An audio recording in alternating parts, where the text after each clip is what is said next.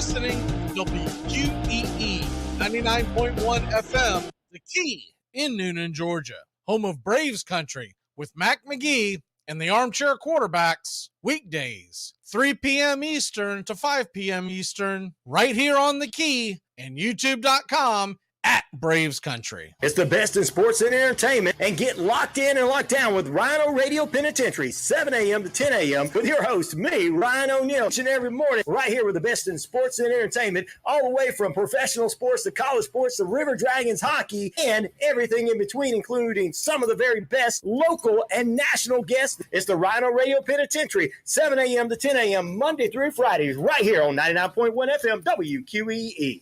Are you looking for a reliable dental practice that not only cares about your teeth, but is friendly to work with? How about one that offers great deals and new patient promotions? Well, your search is over. Most Valuable Smiles in downtown Eatonton, Georgia is committed to giving you the biggest and brightest smile. Right now, get a $99 new patient special, including x-rays and exam. Maybe you're looking for veneers. Most Valuable Smiles veneer special includes one free veneer with every 5 purchased. Or get that bright white smile you've always wanted by taking advantage of an exclusive $100 off Zoom whitening treatment when you book today. And don't forget that 2022 is almost over. That means most insurance policies will reset by the new year, and to avoid losing that extra money, you need to use it or lose it.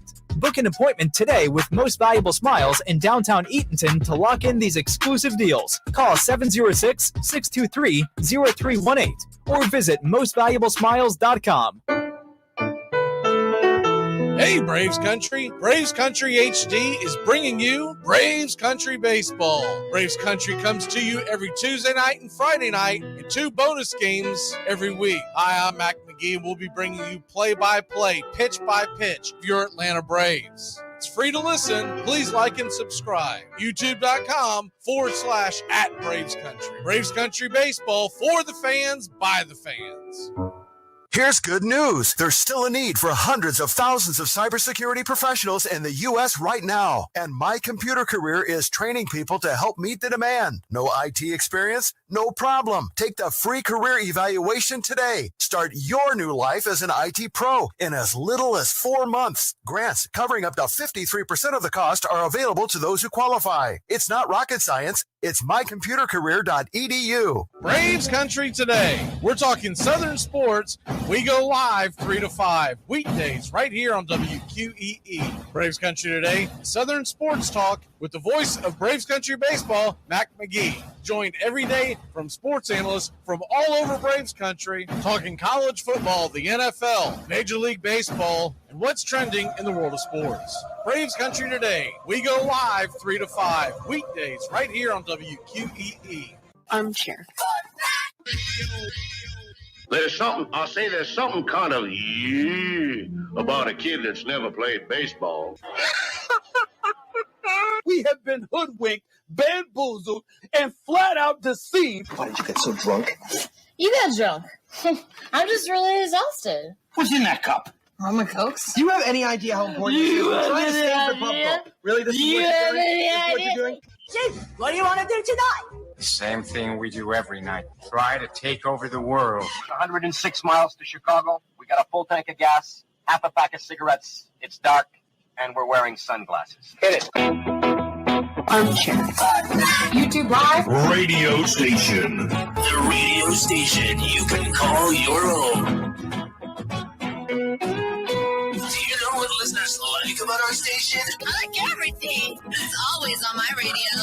We never stop the music, except for now, when I talk. You're listening to Braves Country with Mac Magee and the Armchair Quarterbacks. We're here live weekdays, 3 p.m. Eastern to 5 p.m. Eastern, WQEE 99.1 FM, The Key, and simulcasting on YouTube.com/@Braves Country. Your first choice for Southern sports. Good afternoon. I'm Mac Magee, and I don't know much, but I know one thing. There is some moving and shaking in the Armchair Quarterback Radio Top 10, and some of y'all ain't going to like it. Armchair. Community Access Channel. He's the armchair quarterback. He's full of beer and he's full of snacks. He's the all-American man. Hey, howdy, hi, and how the hell are you? Hope you are having a grand day here in the college football landscape as we are about to talk the college football top 10 as we head into, can you believe this? We are about to head in to week number 10 in college football. But first, let's recap real quick on what happened in week 9. You had some dreams get dashed. You had some reality checks. We'll start in Jacksonville, Florida, where the Georgia Bulldogs put an absolute tub thumping on the Florida Gators, and Florida can no longer dream of possible SEC championship, anything like that. They're just trying to salvage their season at this point. That was an embarrassment. At some point, what you wonder is, how long can Billy Ball survive in Gainesville when he is getting pummeled by his rival? And this isn't just losses. These are games where Florida doesn't even look even the remotely competitive in these games. They lost by 23 on Saturday. And honestly, if you watch the game itself, it wasn't that close. I thought Florida was going to have an opportunity to possibly keep it close. And then if you win the turnover battle, you never know. Well, I was dead wrong. Florida absolutely stunk it up. And they get their third loss of the year. They get their second SEC loss, their second SEC East loss. But that's not the most jarring point part of this. So they lose in 2023, 43-20. They lose in 2022, 42-20. They lose in 2021, 34-7. Other than the COVID year, which everyone has thrown that out the window, no matter what sport you're talking about, they have not won a game in this series since 2016. And outside the COVID win, only one of those games was even competitive. That was 2019, where Georgia won 24-17. It's a little misleading because Florida scored a late touchdown in that game to make it a one-score game. You never had the feeling in that game that Florida was going to compete and win that game. So it's really going to go back to the drawing board for the Florida Gator football program. And I don't believe Napier is in danger of getting fired, but you do wonder how many more of these losses to Georgia can he absorb and still be in the good graces of the alumni who essentially are paying the freight. So Georgia pounds Florida. Ohio State ekes out a win at Wisconsin, but it was a very decisive win. There was never a point in that game that you thought to yourself, well, they could be in trouble here. They dominated it, and they dominate where they've been dominating it all year long, and that's on the defensive side. Ohio State's defense is absolutely top-notch. Florida State pounds Wake Forest in Wake Forest. Not a big win, but considering the fact they had lost 3 straight games in that series, it was a much-needed win for the program. Jordan Travis had a solid game. I still can't put him in my Heisman Trophy watch. I know everybody wants to, but maybe I'm overly critical. Maybe that's what the issue is. But when I watched Jordan Travis game in and game out basis, I could put him top 5, top 7, probably at least top 6 in the Heisman Trophy race. But he's just not a guy that I would have in that final room in New York. They usually invite 3 to 4 people. He doesn't jump out at me. Now, look, he still has games against Miami, against Florida, the ACC championship game. He can change my mind, But right now, I feel like he's on the outside looking in when it comes to the Heisman. The name of the game was Trey Benson in that game.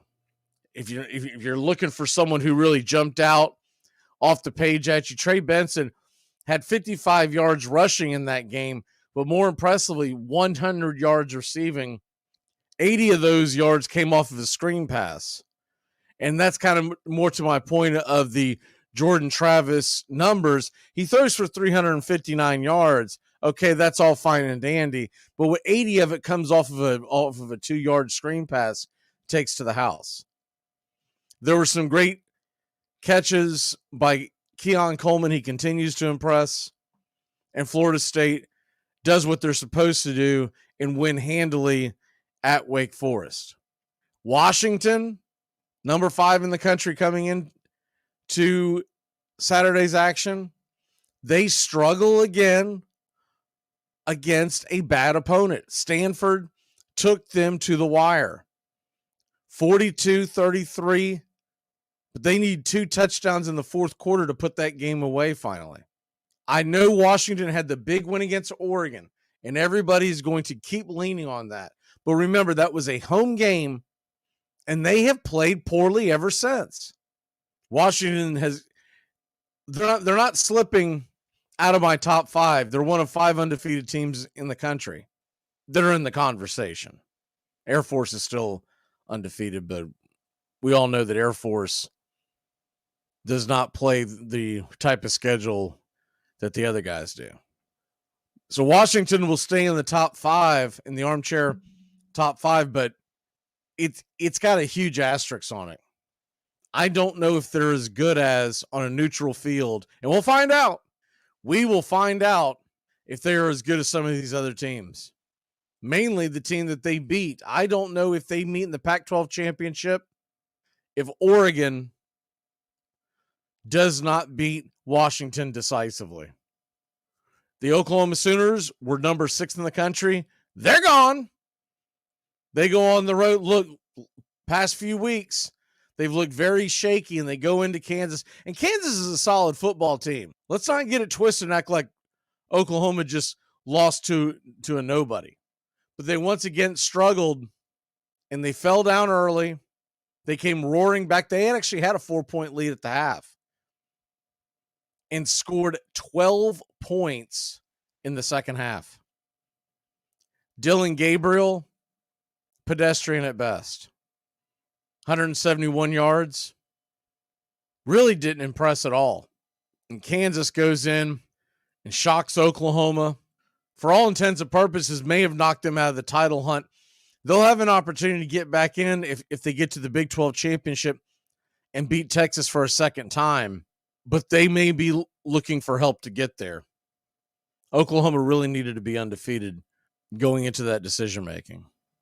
And, of course, this is the week that we get finally, we're going to get the rankings from the committee. But remember, all those are going to be fluid. And so don't overreact to any of their rankings because they're all going to continue to be fluid. What we try to do here is tell you who the best teams are right now and who we think, if the playoffs started today, but I mean, we're hitting November. At this point of the year, we're looking ahead to who do we think is going to be in that top 4. Oregon, they go into Utah and pound Utah. Looked very impressive. That game was never competitive. And Utah gets their second loss of the year. This is not a bad Utah team, but Oregon went in there and absolutely dominated the game. Texas bounces back. They get a 35-6 win with their backup quarterback, Malik Murphy, against a BYU team that not really an impressive BYU team this year, but it's a solid win for the program, and the fact that they didn't struggle sticks out to you. Penn State struggles at home against Indiana. I'm going to give them a little bit of a pass because they had an emotional just tub thumping last Saturday or last week against Ohio State. And they might have been coming in a little flat. I think if they play Indiana 10 times, they probably beat Indiana by 3 touchdowns or more, 7 or 8 of those games. But they win 33-24. Not an impressive game, but not one that I'm going to overreact to either. Oregon State, you can count them out of the mob. They have now gotten their second loss. They went on the road, lost to Arizona. That has become an increasingly tougher place to play.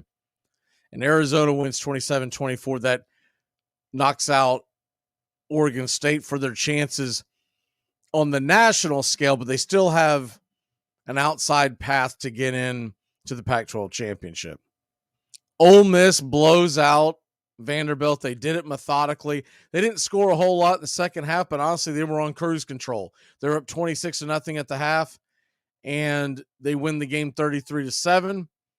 Ole Miss looked very solid, and they make an appearance this week into our top 10. Notre Dame blows out Pittsburgh. Notre Dame doesn't have a chance at the playoffs, but it was an impressive showing by Notre Dame. Not exactly one of the better teams in the ACC in Pittsburgh this year, but still, it's a game where you could have seen a letdown, and I thought Notre Dame played a really good ball game. North Carolina, I don't know what to say about the Tar Heels, except they absolutely lack focus. You go into that game stumbling. You're no longer undefeated, but still, if North Carolina ran the table and got into the ACC championship game and beat Florida State and certain things fell their way, North Carolina was not out of the conversation. But they go into Atlanta to face Georgia Tech, a much improved Georgia Tech team this year, by the way. Very, very impressive season. And I like what they're building in Atlanta, but North Carolina had the better roster. They should have been able to go in and win that game. And the fact that they go in to halftime up 28-24, it's 35-24 going into the fourth quarter, and they get outscored 22-7. And Drake May, he put up to 310 yards, but honestly, it wasn't that impressive of an outing. The guy that's really been carrying the freight for the North Carolina Tar Heels this year has been their running back, Omarion Hampton. Hampton is just a sophomore, and I believe he's a true sophomore, and if that's the case, he'll be back for another season, and we could be talking about Heisman Trophy for a running back for the first time in a long time. He has been very impressive. But you can take North Carolina out of the conversation. You can take Duke out of the conversation. You can probably take Duke out of the conversation for the ACC. They went in. I know Riley Leonard was injured. I get that. He tried to play. If you watch the game, he was awful. You could tell he was injured. He probably shouldn't have been playing in that game. Nonetheless, they run him out there, and Duke gets blanked by Louisville 23-0. Louisville still with the inside track to get to Charlotte to face Florida State for the ACC title. Tennessee got an important win on the road at Kentucky. They hold on and win 33-27. Good win for the program. They're 6-2 now. And if Tennessee puts on a good showing against Georgia, they don't have to beat Georgia, but if they put on a good showing against Georgia, Tennessee has an opportunity to maybe sneak into one of your better bowl games. Kentucky drops to 5-3, 2-3 in the Southeastern Conference, and they've got to regroup because their slate doesn't get any easier. Tulane holds on and beats Rice. UCLA pounds Colorado. Don't let the score fool you. Colorado scored a garbage time touchdown in the end to make it a 12-point game. UCLA thoroughly dominated the Buffaloes. And USC holds on, 1-point victory at Cal. I almost had that. If you watch the Armchair Quarterback Kickoff show on Saturday mornings, 10 a.m. to noon on our YouTube channel, Braves Country Radio, and are also simulcast on Armchair QB Radio, along with here on your radio affiliates. Right before we leave each show, we say, what's your one big thing? And my one big thing was Cal was going to shock the world and beat Southern Cal. and they lost by 1 point. They went for 2. I can't hate on them. They dropped to 3-5, but they had an opportunity to beat Southern Cal on a last-second 2-point conversion, and they didn't get it done. And Southern Cal, they're 7-2. They're going to be overinflated. People are still in love with Caleb Williams and whatnot. But honestly, Cal is an absolute fraud. Their defense stinks. Their offense is not near as potent as it was last year. And some of it has to do with offensive line play. I can't put it all on Caleb Williams. But Cal was trailing. There was a minute left in the game, and Southern Cal would have had 2 timeouts had they kicked the extra points. I think that had a lot to do with what their thought process was. So I believe there's 58 seconds, somewhere in that neighborhood, on the final play when they went for 2. And Cal did have 3 timeouts left. So it wasn't like this was the end all that beats all. Personally, considering the situation and you're at home, I would have liked to seen them kick the extra point and use the timeouts and kind of force Southern Cal's hand to try to go up the field. But I don't hate it. It just would have been interesting to see it unfold. But Cal goes for it. They don't get the 2-point conversion. And they lose by 1 point. And Southern Cal still has some big games left here in this season. And it's just, look, I really do believe that you're going to get a change at Southern Cal, because I believe their head coach is heading towards the NFL. Now this is assuming somebody wants to bring him along, but you could see, let's take the scenario that it ends up being the Bears drafting Caleb Williams. Would they end up bringing his head coach Riley with them? It's an interesting thing, because it would feel very much like the situation that we had when Kyle Murray went to the NFL. I'm not convinced that he would make a very good NFL coach, but that has not stopped teams in the past. And I'll tell you another guy who I think is definitely heading to the NFL if he gets his opportunity is Jim Harbaugh.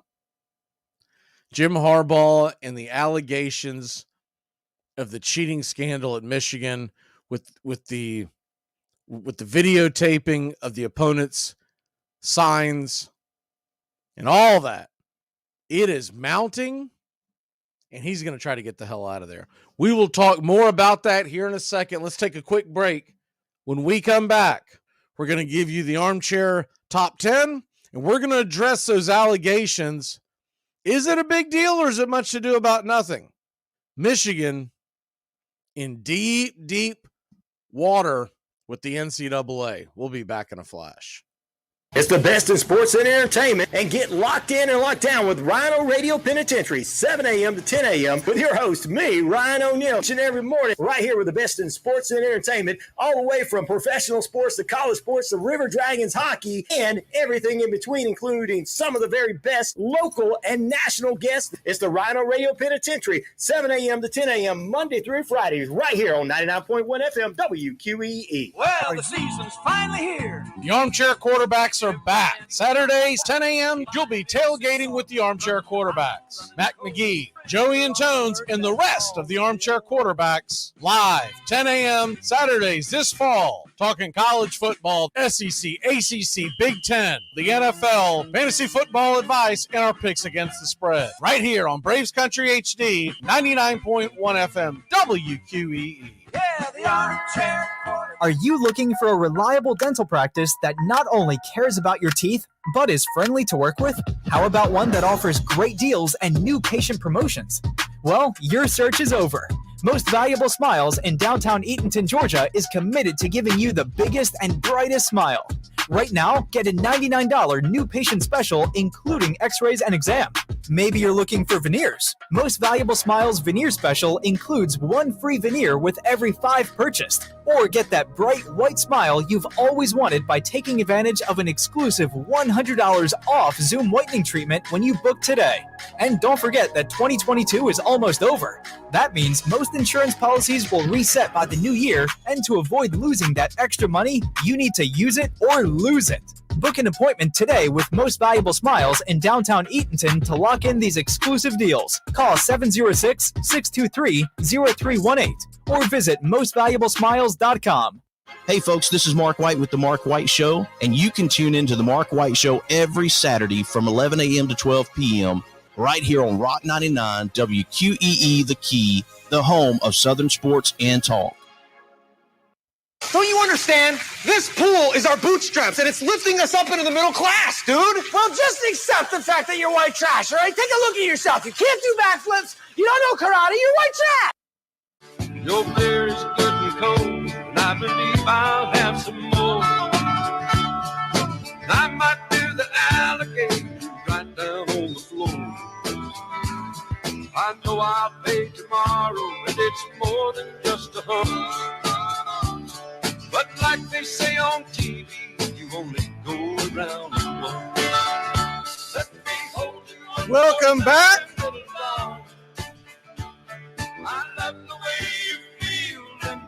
Hope you're having a good day as we're going to get into the Armchair Top 10.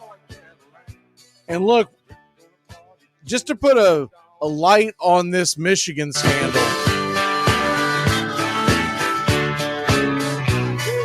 No idea what the volume went up there, but we'll write it out. To put a light on this Michigan scandal, there's some really interesting theories that are out there. Now, look, I've seen some tinfoil hat ones that were basically saying that the 2 games that Michigan has struggled in recent memory are games who they could not predict who they were going to play. Playoff games, right? Along with bowl games. And outside of that, Michigan's had a hell of a record. And I can see that. I can see that side of it. I can also see, first of all, what in the hell are they doing? Man, did they leave a paper trail? And this is one of the big, this is why you get caught. Criminals don't get caught because they break the law. They get caught because they break the law stupidly. And they left one hell of a paper trail. Not just from the way that they conducted the entire spy operation, I guess is what you want to call it. But also, look at the big picture and the fact that it was incredibly obvious if you looked out there and saw what they were doing with the recording equipment. You'd think they at least would have been a little stealth with it. No, that wasn't the case. You would think that they would have, I don't know, done things like reimburse the folks that were out there spying under the table with some cold hard cash. Now they left a paper trail. So all of this is starting to come to fruition. But what's more damning evidence than anything else is how poorly Michigan has performed in games that were not already on their schedule, meaning bowl games, playoff games. And you look at that and you realize, now I saw a really kooky theory, and I think this one's just a little, this was a Tennessee Volunteer fan really taking a large leap, but it's still an entertaining thought. And the entertaining thought was this, that Michigan sent spies to check out Tennessee and Clemson last year, and then sent those tapes to South Carolina, and that's why South Carolina dominated, blew Tennessee's doors off, and got the win against Clemson. I think that's a little bit of a stretch. I don't think you're going to take another team into the fold and say, hey, we're over here breaking the hell out of the law. Here's your information that we have we want to help you out because we don't want to face these teams. That's a little too much. It just is. But I do buy into the fact that if you look at look, Michigan has been very, very good the last several months when this supposedly all started. And they've been thoroughly dominant, except in bowl games and in playoff games when you couldn't predict who you were going to play at the beginning of the season. Because they're sending these kids out to do all this spy work on the side, but they're planning it out weeks in advance, months in advance. So it was too late to go check out TCU because no one really thought TCU was going to get into the playoffs. They didn't really have an opportunity to check out Georgia because you don't know who you're going to face in the playoffs. And maybe if it's the end all, the beat all, if you're not worried about proving that you're the best on your own merit, maybe you don't even care about that. You just want to make the playoffs because it's going to continue to make you money. We haven't really addressed that, and I just felt like it was something that we needed to talk about. But though I'm not going to harp on it, I will say it affected my Armchair Top 10. Let's get in to the Armchair Top 10 heading into week number 10.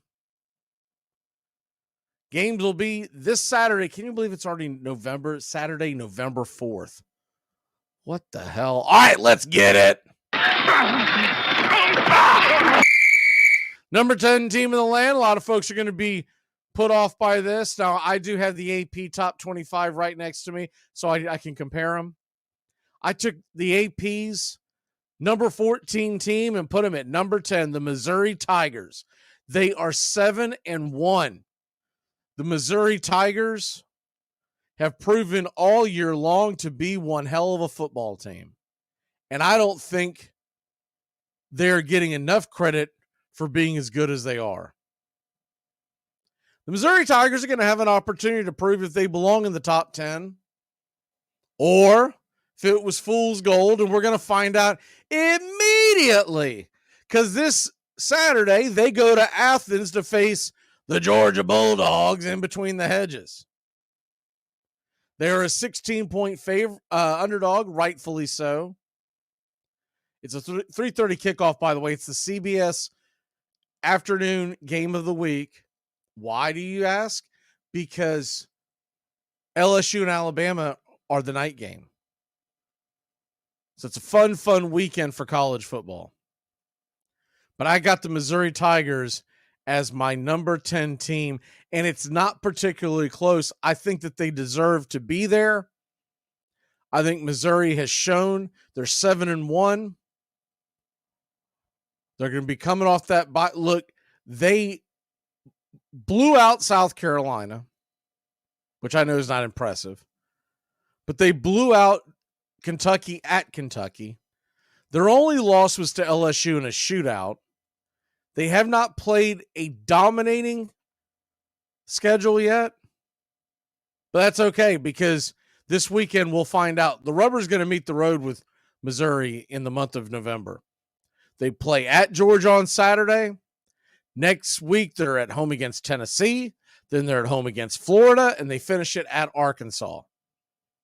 Those are three really good teams. And then, of course, their rivalry game, which that's on Black Friday, 4 p.m. That'll be your CBS game. That'll be going on during the NFL starting their Black Friday game this year. And as a bit of a protest, I'm not going to watch it. I'm going to continue to focus on college football on Friday afternoon, the day after Thanksgiving. I'm sorry, but the NFL has enough damn days wrapped up. They don't need Black Friday as well. All right. Number 9 team. We're going to stay in the Southeastern Conference. Give me the Ole Miss Rebels. They are 7-1. Now they're number 11, I believe. Yeah, number 11 in the AP poll. They will be hosting Texas A&M this weekend. A good tune-up game, a game that they should win. They shouldn't have a whole lot of trouble. Look, the only game that they looked mortal in was at Alabama. They lost by 2 touchdowns. There's no question about that. but they won a shootout, which shows me that their offense can still go. They won a shootout with LSU. They went into Auburn and handily won. This past weekend, that was just a layup type game. They took care of Vanderbilt. Not an overly impressive score, but also a solid win, 33-7. This will be their tune-up, Texas A&M at home, to get ready for the Georgia Bulldogs the following weekend. I've been saying all year that I think this is Georgia's toughest stretch, and we're going to find out. Look, right now, Georgia looks like the best team in the country. That's not even up for debate. The question is, can they survive this gauntlet? They took care of Florida with ease. They're going to play Missouri, Mississippi, and at Tennessee, and evidently at a much better Georgia Tech squad. So their last 5 games, if you count this past Saturday, and some probably wouldn't because of the score, are all going to be relatively difficult tests. But we'll see what Ole Miss has. They should take care of Texas A&M. I'm a little surprised they're only a 4.5-point favorite. Texas A&M, I still say they are very, very bland football team. They're a team that I can't even say they're above average. They're right on that average line. What's going to be interesting, too, by the way, when you start talking about the top teams in the country, I guarantee you the media is going to start holding it against Michigan, this whole scandal. I guarantee you. Whether you agree with it or not, it's going to be a thing. I've already seen a lot of these pundits come up with a lot of them are doing, like top 6, 2 teams out, 4 teams in type of thing.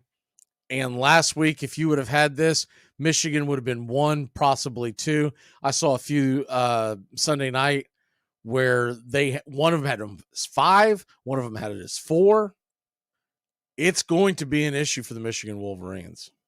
All right, the number 8 team in the country is the Alabama Crimson Tide. We're staying in the Southeastern Conference. I know this is very SEC heavy, and some of y'all may not like that, but they are going to play each other, and they're going to eliminate each other. So it does not realistically matter in the grand scheme of things, but this is how I see it right now. Alabama is home against LSU this Saturday night, a very big matchup. Then they will go to Kentucky. They're going to finish the year off at Auburn, which is never an easy game for Alabama. Because of that rivalry, you never know. Alabama's 4-point favorite this weekend.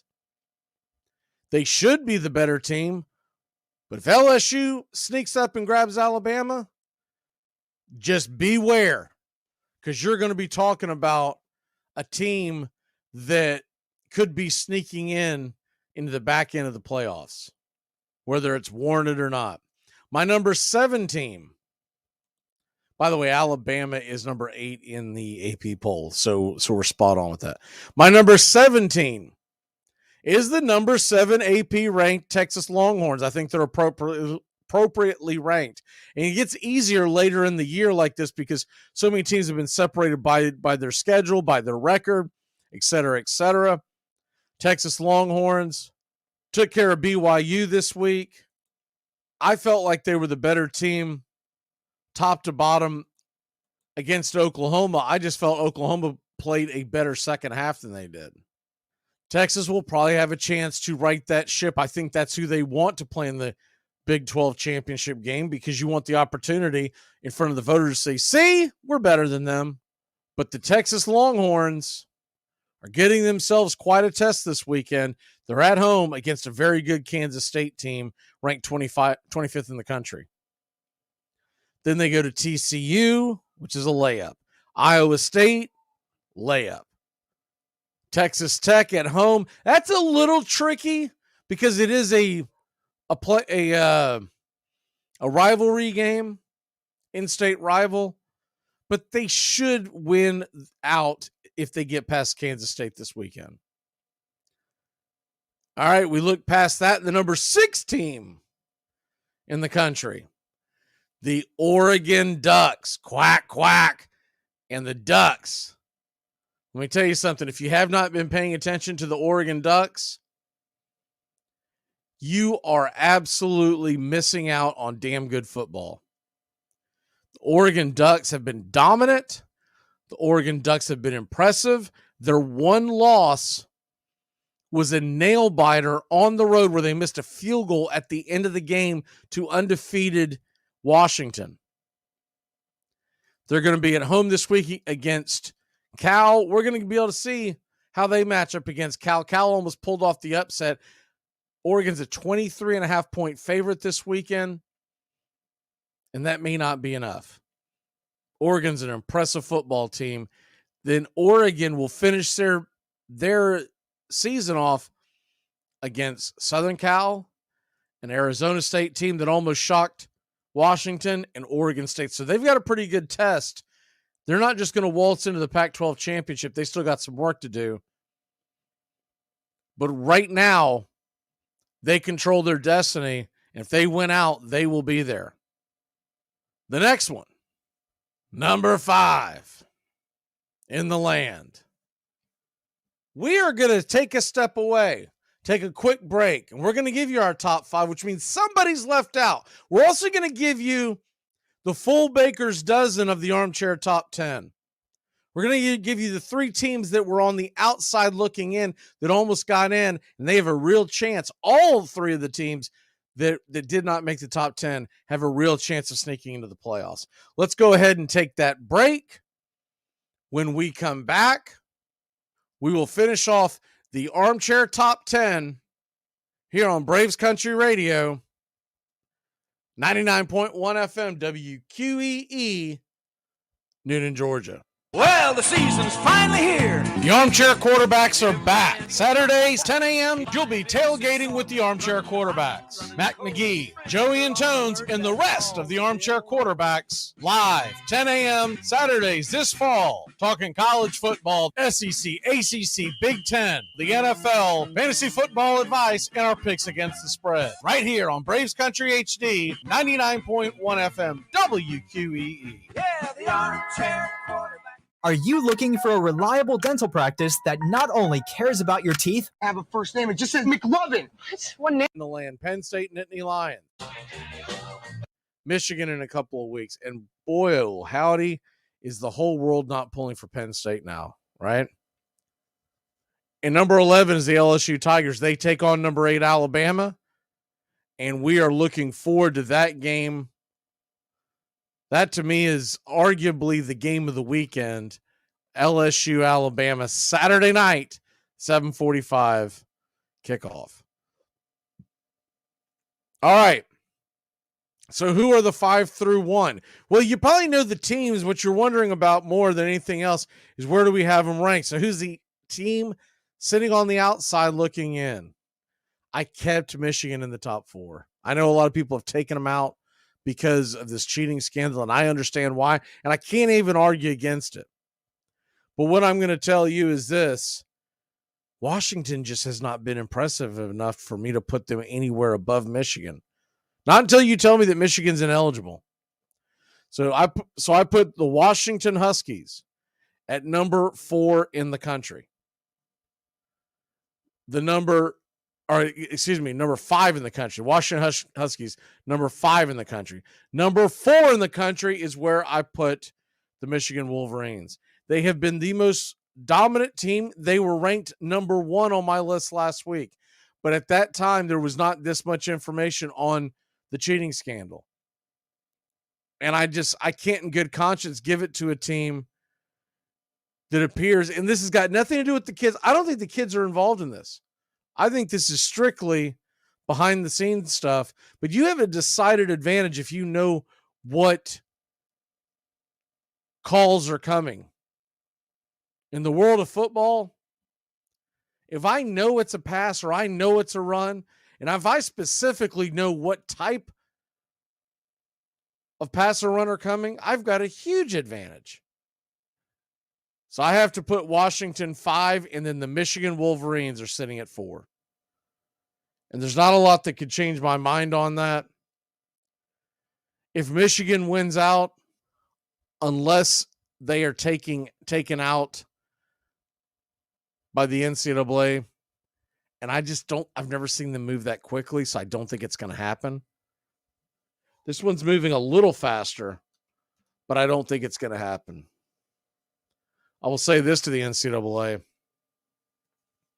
If you don't move quickly on this one and Michigan gets into the playoffs and they make any kind of a run, it is going to be a black eye on the NCAA because they are all going, every fan who's not a fan of Michigan is going to point to, well, they were cheating. It's going to be very Houston Astros like. The number 3 team in the country. I've gone back and forth and back on this. But I contend that Ohio State's offense is still very pedestrian. They have an elite defense. I don't argue that. But on a head-to-head field, I still give Florida State a slight edge. So I'm putting Ohio State at number 3. I think I've kind of tipped my hand there. Ohio State's my number 3 team. And look, they're going to face Michigan. I think this has eliminated any chance of Michigan getting in on one loss. If Michigan gets one loss down the stretch, they're gone. Because the committee's just looking for an excuse to kick them out. And we know Michigan has to play Penn State. They have to play Ohio State. If they win both of those, I think it's going to be very difficult for you to argue that they don't belong in. Michigan 4, Ohio State is my number 3 team, mainly because, they beat Penn State. That's great. But how good is Penn State? Penn State played a bunch of fluff before they met up with Ohio State. Penn State struggled against a very bad Indiana team this weekend. So that win is not as impressive as you might think it is. And that's really, outside of that rock fight that they won against Notre Dame, that's what they have to the resume.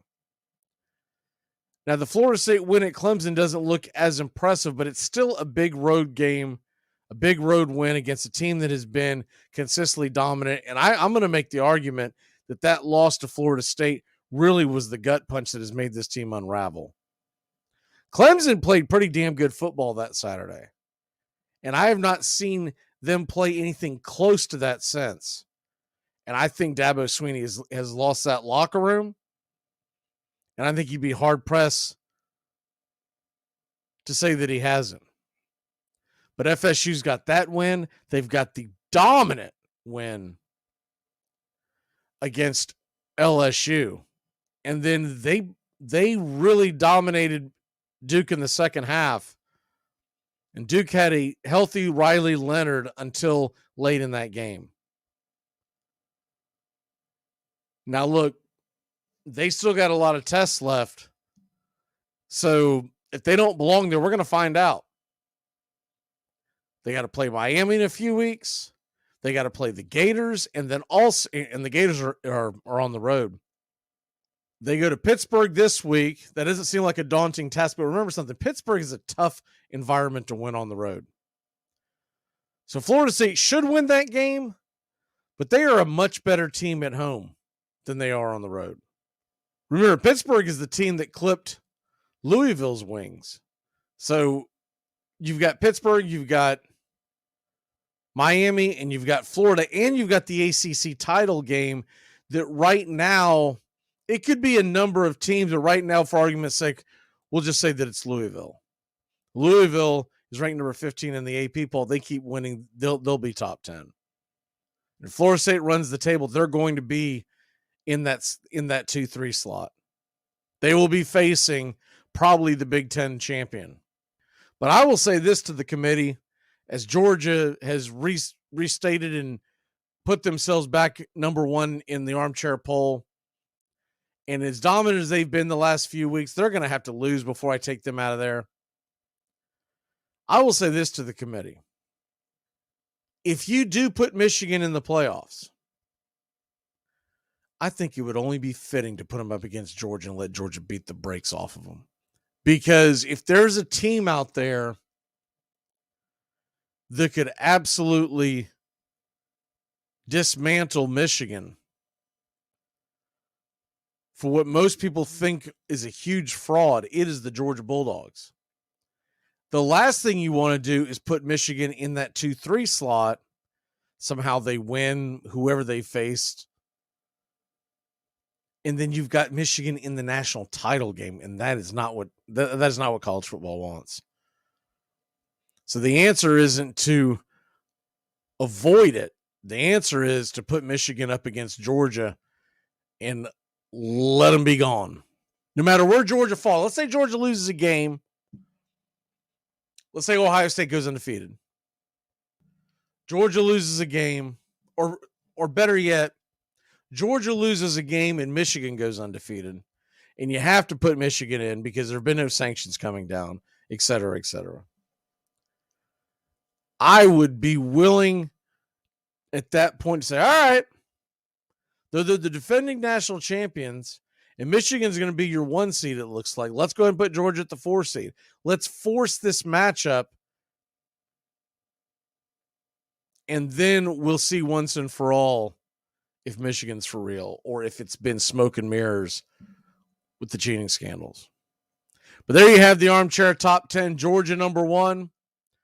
Florida State tentatively number 2. Ohio State 3.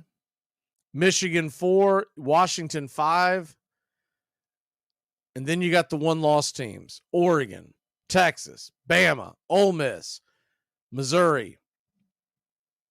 Outside the top 10, Penn State and Oklahoma at 12 and 13, and a 2-loss LSU team at number 11. And the reason why I can say that is LSU's losses are not as, their 2 losses are not as damning as the Oklahoma loss.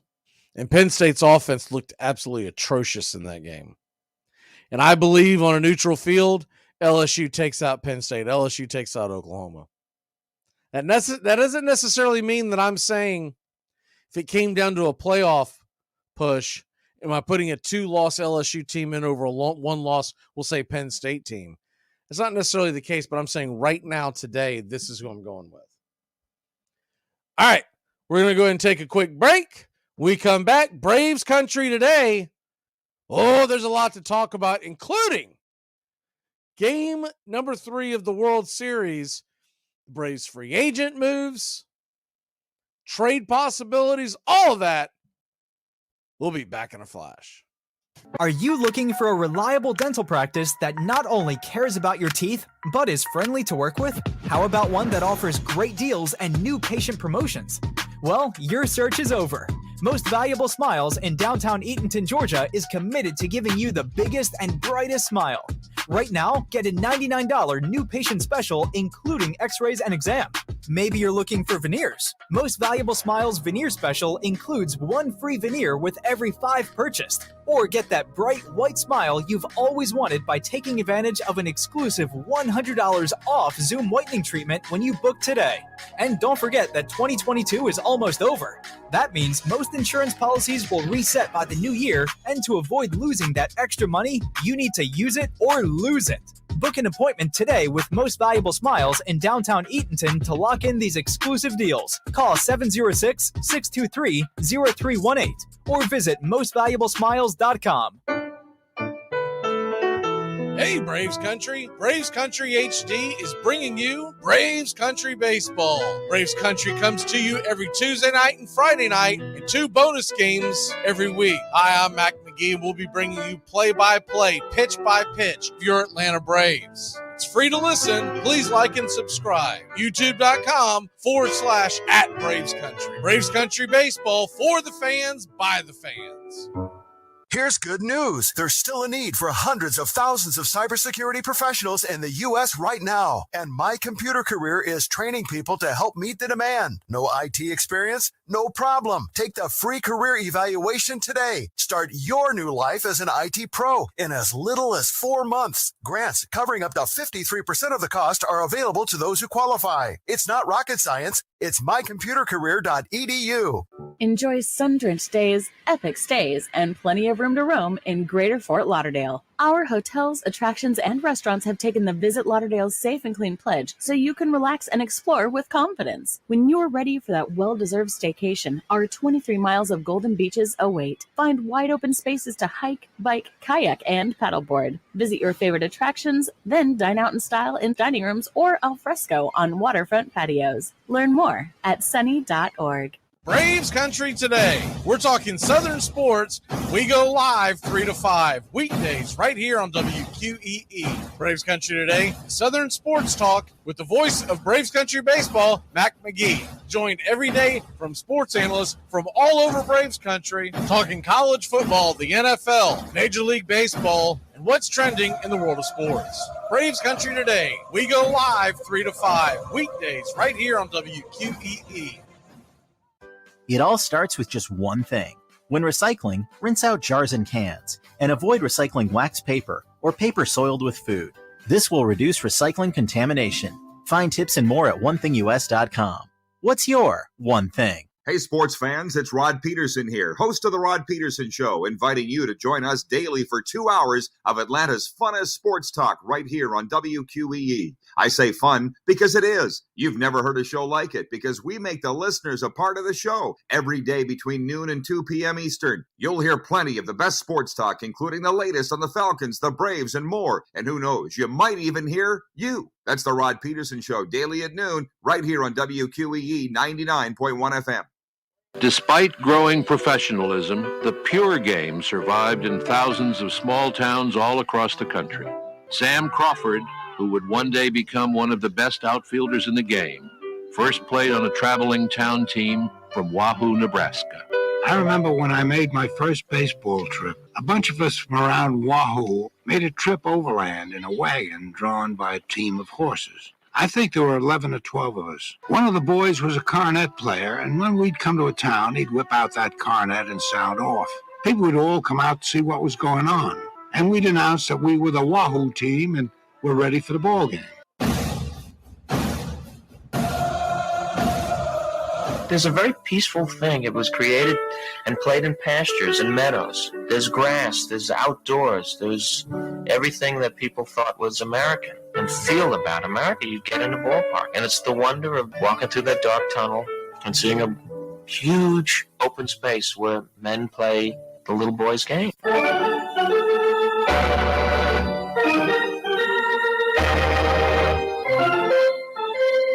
Touch them all, Joe. You'll never hit a bigger home run in your life.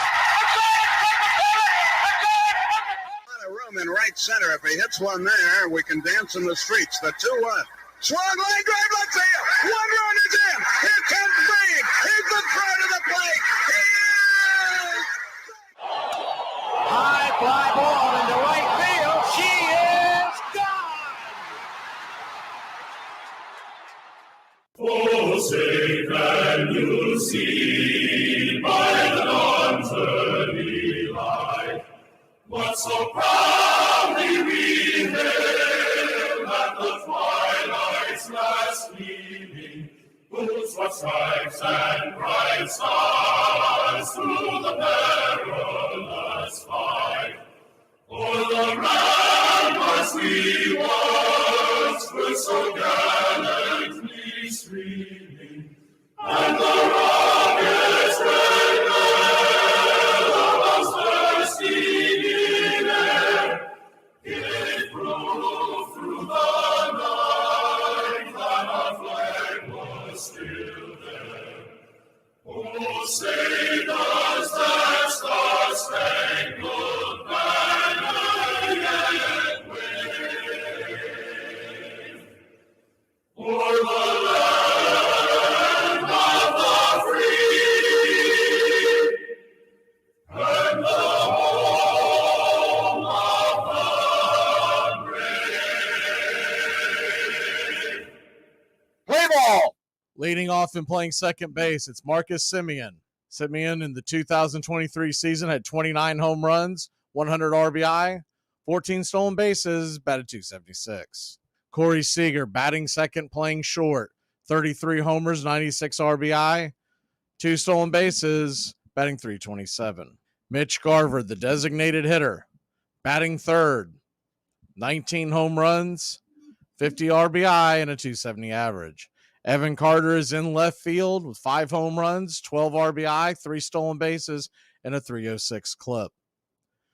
Josh Young, batting .266 on the year with 23 home runs and 70 RBI, 1 stolen base. Nathaniel Lowe, playing first, 17 homers, 82 RBI, 1 stolen base, batting .262. Josh Heim, behind home plate with 18 homers, 95 RBI, 2 stolen bases, batting .258. Letty Taveras is in center field with 14 homers, 67 RBI, 14 stolen bases, and a .266 average. And Jankowski is in right field getting the start for the injured Atlas Garcia. He has 1 home run, 30 RBI, 19 stolen bases, and a .263 average. On the mound for the Texas Rangers in a bullpen game, it'll be Andrew Heaney. He will begin the game. He has 6 innings pitched in this postseason with a 6 ERA and a 1.5 WHIP. He'll be going head-to-head with the Arizona bullpen game. They'll start with Joe Mantiply. Joe is 2-0 with a 4.26 ERA, 6 1/3 innings pitched, 5 hits allowed, 5 strikeouts, and 3 walks given up. Coming to bat in the bottom of the first inning for the Arizona Diamondbacks. Batting second and leading off, it's Ketel Marte. Marte had 25 home runs, 82 RBI, 5 stolen bases, and a .276 average in the 2023 season. Corbin Carroll batting second, playing right, 25 homers, 76 RBI, 54 stolen bases, and a .285 average. Gabriel Moreno is behind home plate with 7 home runs, 50 RBI, 6 stolen bases, batting .284. Christian Walker batting cleanup and playing first with 33 home runs, 103 RBI, 11 stolen bases, batting .258. Tommy Pham is your designated hitter with 16 home runs, 68 RBI, 22 stolen bases, and a .256 average. Gurriel is in left field with 24 home runs, 82 RBI, 5 stolen bases, batting .261. Alec Thomas is in center field with 9 home runs, 39 RBI, 9 stolen bases, and a .230 average. Rivera is batting 8th and playing third with 4 home runs, 29 RBI, 1 stolen base, and a .261 average. Perdomo is batting 9th and playing short with 6 homers, 47 RBI, 16 stolen bases, batting .246. Calling balls and strikes behind home plate tonight, it'll be David Rackley. First base umpire is Vic Carapazza. Second base will be manned by Bill Miller, and down the third base line, it's DJ Rayburn. Left field will have Quinn Walcott, and Alfonso Marquez will be camped out in right field. Arizona comes in minus 115 on the money line. The over-under tonight is 9.5. We are in Phoenix, Arizona, Chase Field, which holds 48,359. We're expecting a capacity crowd. Well, it's about that time. Grab you a cold one. Find you an armchair. It's Rangers, Diamondbacks, Game 4. Texas leads the series 2-1, the best of 7. Get your game face on, everybody.